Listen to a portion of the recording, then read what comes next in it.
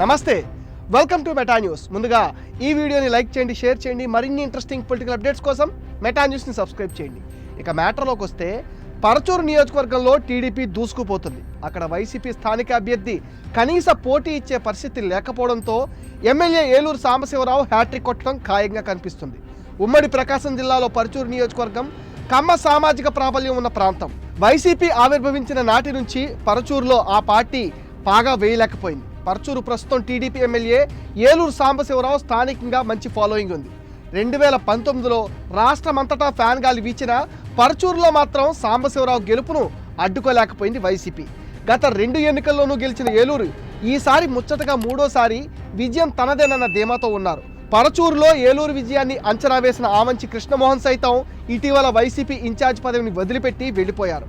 అలాంటి చోట పెద్దగా ఏమాత్రం ప్రభావం చూపలేని ఏడం బాలాజీకి జగన్ టికెట్ ఇచ్చారు. ఏడం బాలాజీ 2014లో చీరాల నుంచి వైసీపీ తరఫున పోటీ చేసి ఓడిపోయారు. మరోసారి చీరాల టికెట్ ఆశించగా అది కుదరక పరచూరు నుంచి బరిలో ఉన్నారు.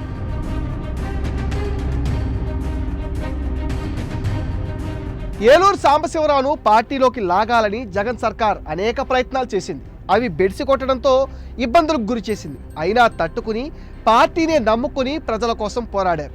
ఈసారి ఎలాగైనా ఏలూరుని నిలవరించాలనుకున్న వైసీపీ ప్రయత్నాలు ఫలించేలా కనిపించడం లేదు.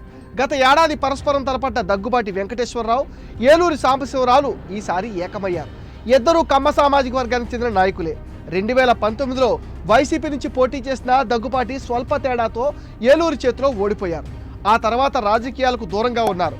ప్రస్తుతం దగ్గుబాటి వెంకటేశ్వరరావు ప్రత్యక్షంగా పరోక్షంగా ఏలూరుకి సహకరిస్తున్నారు. ఎందుకంటే వైసీపీ దగ్గుబాటి కుటుంబానికి అన్యాయం చేసిందనే వాదన ఆ కుటుంబం నుంచి వినిపిస్తుంది. గత ఎన్నికల్లో ఓడిపోయిన తర్వాత పార్టీ నుంచి కనీసం సానుభూతి దక్కలేదని దగ్గుబాటి ఓ సందర్భంలో వెల్లడించారు.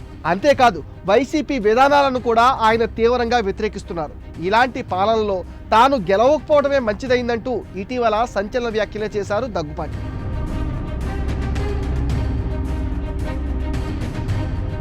స్థానికంగా వైసీపీ గెలిస్తే ప్రజలకు ఎలాంటి మేలు జరగకపోగా రాజకీయంగా కూడా ఇబ్బందులు వస్తాయని అంచనా వేసుకున్న వెంకటేశ్వరరావు పరోక్షంగా ఏలూరుని గెలిపించేందుకు తన వంతు ప్రయత్నాలు చేస్తున్నారు.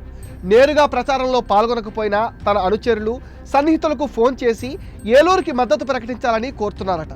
కూటమిలో బీజేపీ ఉండడం, ఆ పార్టీకి తన సతీమణి పురంధరేశ్వరి చీఫ్గా ఉండడంతో దగ్గుబాటి వెంకటేశ్వరరావు ఏలూరు వైపు మగ్గు చూపుతున్నారనేది స్థానికంగా జరుగుతున్న చర్చ. దీంతో వైసీపీ ఈ నియోజకవర్గంలో తలకిందులుగా తపస్సు చేసినా గెలిచే పరిస్థితి ఉండదని అంటున్నారు పరిశీలకులు. మరోసారి పసుపు జెండా ఖాయమన్న విశ్లేషణలు బలంగా వినిపిస్తున్నాయి. మొత్తం మీద పరచూరు ఎన్నికలు ఈసారి ఏకపక్షంగా జరుగుతుందన్న వాదన బలంగా వినిపిస్తుంది. సాంబశివరావు భారీ మెజారిటీతో గెలవడం ఖాయమనే విశ్లేషణలు సాగుతున్నాయి. ఇది మెటా న్యూస్ అప్డేట్. ఈ వీడియోని తప్పకుండా లైక్ చేయండి, షేర్ చేయండి. మరిన్ని ఇంట్రెస్టింగ్ పొలిటికల్ అప్డేట్స్ కోసం మెటా న్యూస్ని సబ్స్క్రైబ్ చేయండి. అండ్ ఈ వీడియో పైన మీ విలువైన ఒపీనియన్ని కామెంట్ సెక్షన్లో పోస్ట్ చేయండి. మీరిచ్చే కామెంట్స్తో మరిన్ని మంచి వీడియోలు చేస్తాం. మీరు చేయాల్సిందల్లా ఈ వీడియోని లైక్ చేయండి, షేర్ చేయండి, మెటా న్యూస్ని సబ్స్క్రైబ్ చేయండి.